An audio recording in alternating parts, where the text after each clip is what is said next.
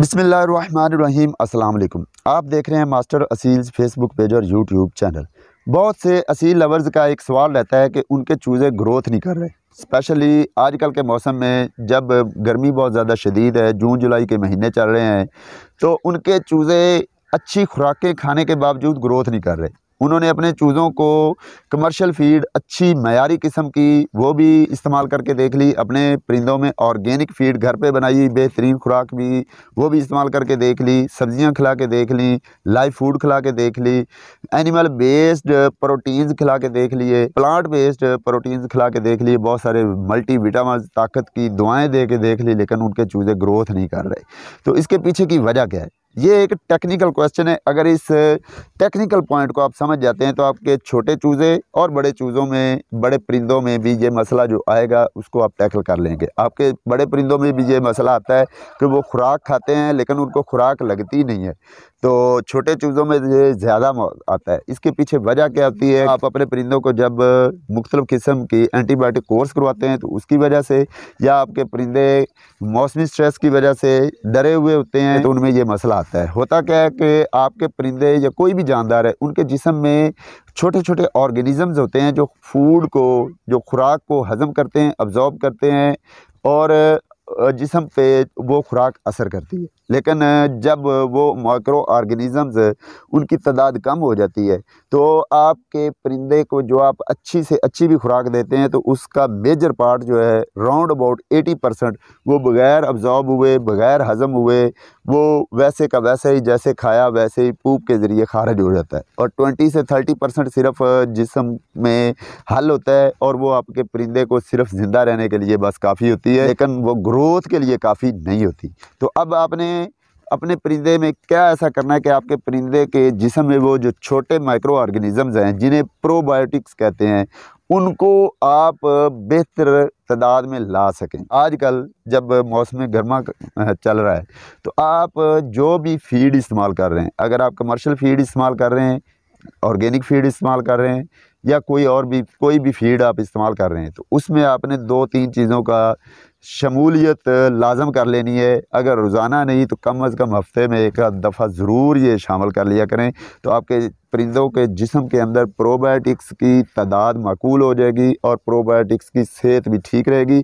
जब प्रोबायोटिक्स सेहत में और तादाद में ठीक रहेंगे तो आपका परिंदे को हर तरह की फूड हज़म भी होगी, अब्ज़ॉर्ब भी होगी और असर भी दिखाएगी और पूरी एनर्जी भी मिलेगी। तो प्रोबायोटिक्स आपने बेहतरीन तरीका है कि आप दही का इस्तेमाल करें। आपने क्या करना है, अगर आपका परिंदे जो हैं 1 कप, आपके चूज़े अगर 1 कप फीड का इस्तेमाल करते हैं, फीड चाहे आप जो भी इस्तेमाल कर रहे हैं वो अपने माइंड के मुताबिक, आप ऑर्गेनिक है या कमर्शियल है, 1 कप फीड लें, उसमें आपने 2 चम्मच दही के, 2 चम्मच जिससे हम चावल खाते हैं खाने वाले चम्मच, वो 2 से 3 चम्मच आपने उस फीड के अंदर दही के शामिल कर देने और उसको अच्छी तरह पूरी फीड के अंदर मिक्स कर देना है। उसके साथ आपने 1 प्याज ले लेना, छोटे साइज़ का, इतना सा प्याज काफ़ी है, उसको छील लें, उसके छोटे छोटे टुकड़े करके बिल्कुल छोटे से क्रश कर लें। काटना नहीं है, पीसेज नहीं, बल्कि क्रश कर लेना है, पीस लेना है, वो उस फीड में वो भी शामिल कर लें। उसके साथ आपने 1 लहसुन, उसकी 1 तुरी या 2 तुरियाँ काफ़ी हैं, उसकी पेस्ट बना लें, वो भी उस खुराक के अंदर शामिल कर लें। ये 3 चीज़ें आपने हफ्ते में कम अज़ कम 1 दफ़ा ज़रूर इस्तेमाल करनी। और योगर्ट जो है, दही जो है, ये तो आप ज़्यादा दफ़ा भी इस्तेमाल कर लें तो ज़्यादा बेटर रहेगा।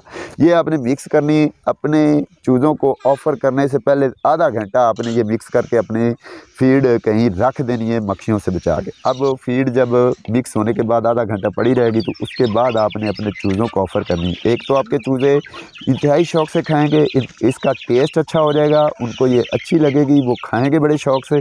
दूसरा, दही में प्रोबायोटिक्स होते हैं, जो दही होती है ये प्रोबायोटिक्स होते हैं, और जो साथ में आपने ओनियन, प्याज और गार्लिक, जो थूम है, लहसुन है, वो दिया है, वो प्रोबायोटिक्स की खुराक हैं उनको मेंटेन रखने के लिए, उनको सेहतमंद रखने के लिए प्रोबायोटिक्स को ये प्रीबायोटिक्स के तौर पर काम करेंगे, ये लहसुन और प्याज। जबकि यूगर्ट जो है, दही जो है, ये इसमें प्रोबायोटिक्स होते हैं।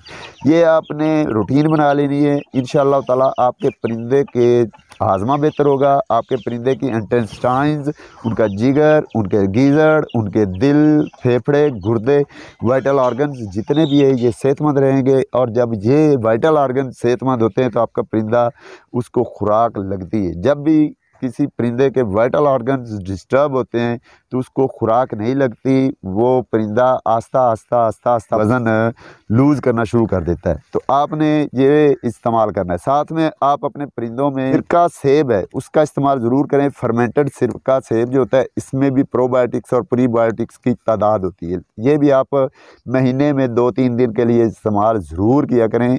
इसका भी इस्तेमाल आपके परिंदों को फ़ायदेमंद होगा। चूज़ों में भी आप इस्तेमाल कर सकते हैं। जब आप ये 3 महीने तक अपने चूज़ों को ये खुराक दे लेंगे तो इंशाअल्लाह ताला आपके 3 महीने के जो चूज़े हैं दिखने वाले को ऐसे ही लगेंगे कि ये 5 या 6 महीने के चूज़े हैं। ये चीज़ें जो मैंने बताई हैं ये आप बड़े परिंदों में भी इस्तेमाल करें और स्पेशली छोटे चूज़ों में तो ये ज़रूर इस्तेमाल करें।